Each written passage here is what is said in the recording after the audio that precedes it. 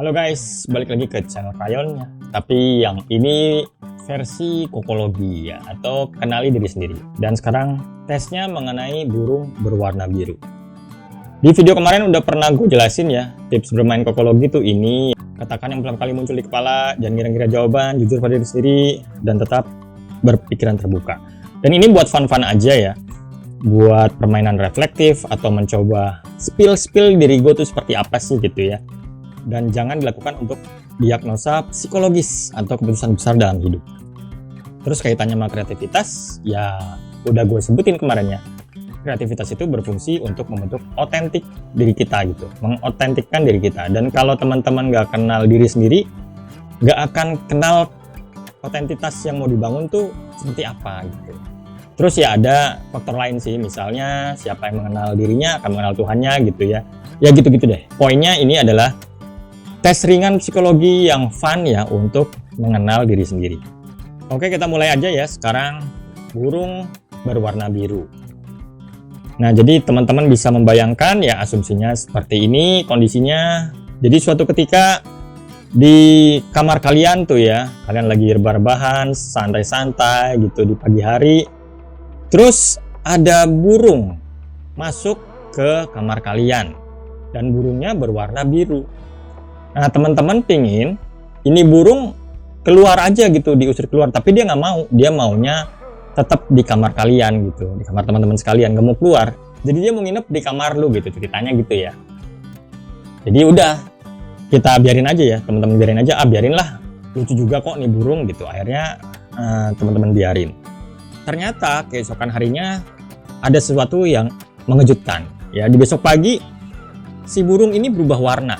Bulunya nggak lagi berwarna biru, tapi berwarna kuning. Wah, jadi kuning nih gitu. Akhirnya ya udahlah, namanya imajinasi ya. Teman-teman membiarkan gitu, biarkan. Terus besoknya dia kan masih nginep di rumah lo tuh. Berubah lagi dari kuning menjadi merah terang. Wah, jadi merah nih gitu kan. Udahlah, biarin lah. Ini burung emang aneh kok dari awal. Udahlah, tahu-tahu masuk ke kamar gua, kagak mau keluar gitu. Udahlah, biarin. Jadi hari ketiga dia jadi merah tua ya. Terus besoknya di hari keempat dia menjadi warna hitam. Ini burung berubah warnanya jadi hitam gitu ya di hari keempat. Ya udahlah, emang udah burung aneh gitu. Nah, di hari kelima dia berubah warna lagi. Nah, pertanyaannya buat teman-teman adalah di hari kelima ini burung berubah jadi warna apa? Ya, ini ada pilihannya sih. Kalian nggak jawab random gitu, atau pink gitu, coklat, nggak bisa. Ini ada acuan jawabannya. Ya kan, terakhir tadi warna hitam hari keempat. Nah, terus hari kelima ini pilihannya burung nggak berubah warna, dia tetap menjadi warna hitam. Terus jawaban kedua, burung berubah kembali menjadi warna biru saat awal dia datang ke kamar kita. Terus yang ketiga, burung berubah menjadi warna putih. Ya, yang keempat, burung berubah menjadi warna emas. Nah, silakan teman-teman pilih di antara 4 jawaban ini. Jangan coba mengira-ngira ya, langsung aja kepikirnya apa ya itu yang dijawab. Nah, sekarang kita lihat jawabannya. Nah, penjelasan mengenai tes tentang burung biru ini adalah penyingkapan gimana seseorang merespon kesulitan dan ketidakpastian dalam hidupnya. Ya, jadi kan burung tuh ibarat kondisi lah, dimana tiap hari atau setiap waktu bisa saja berubah. Tuh ya, jadi ini disadari atau enggak, mungkin bawah sadar teman-teman tuh ya bisa disimbolkan atau diwakilkan dari jawaban-jawaban tadi. Nah, buat teman-teman yang menjawab warna hitam, biasanya pandangannya pesimis. Ya, punya pandangan pesimis. Kalau di buku kokologinya dibilang yang milih warna hitam tuh biasanya agak susah gitu melihat kalau sesuatu sudah menjadi buruk, itu susah untuk balik ke normal gitu. Biasanya kalau udah jadi buruk, ya udah buruk terus. Kalau hidup gue gini, ya udah gue akan gini terus gitu. Kalau gue apa sih, emang gue apes terus gitu ya. Gue pernah lo ketemu orang kayak gitu ya, udah mahasiswa gue, mas kok gue apes terus ya. Jadi kesannya pesimis banget gitu ya. Nggak percaya bahwa hidup ini ada paradoksial gitu, ada hukum paradoks. Ada perubahan yang bertolak belakang, kadang apes, kadang untung ya, kadang buruk, kadang bisa baik gitu ya. Nah, kayak gitu tuh agak susah buat orang yang punya pilihan burung tetap menjadi hitam. Jadi pandangannya pesimis. Jadi kalau bisa kurangin guys, hidup tuh dinamis ya.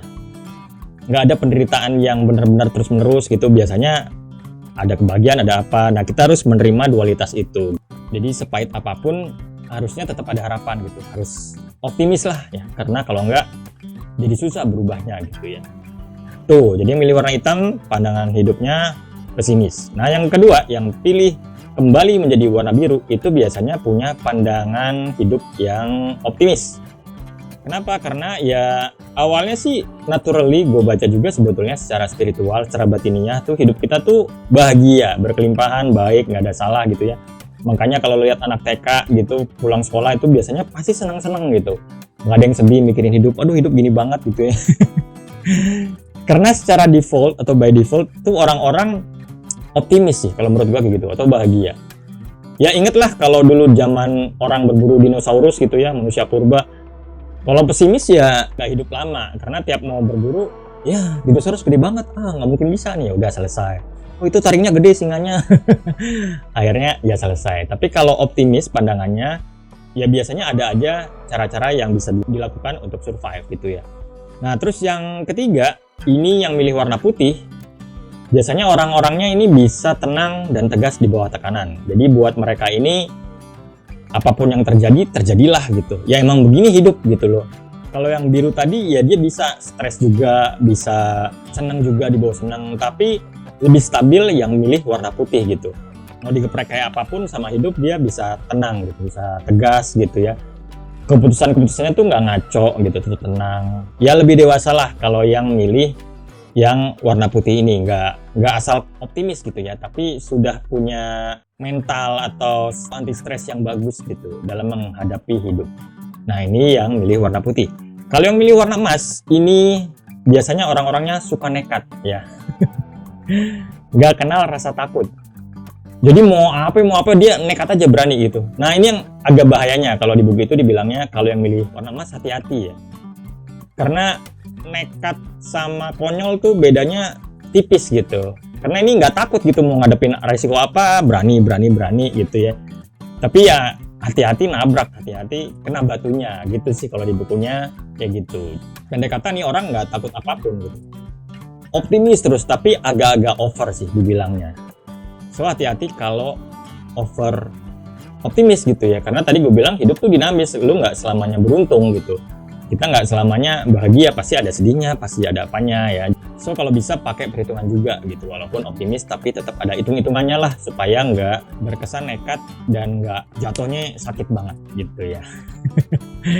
Gitulah teman-teman. Apakah cocok? Apakah relate? Ya saya kembalikan masing-masing ke teman-teman sekalian. Ya namanya juga refleksi fun ya. Jadi kalau ngelihat mungkin kita nggak sadari diri kita gitu di situasi apa kita akan bertindak seperti apa. Nah kokologi ini atau tes ini bisa jadi gambaran buat itu semua. Oke, itu aja untuk video kali ini, semoga bisa bermanfaat. Wassalamualaikum, bye.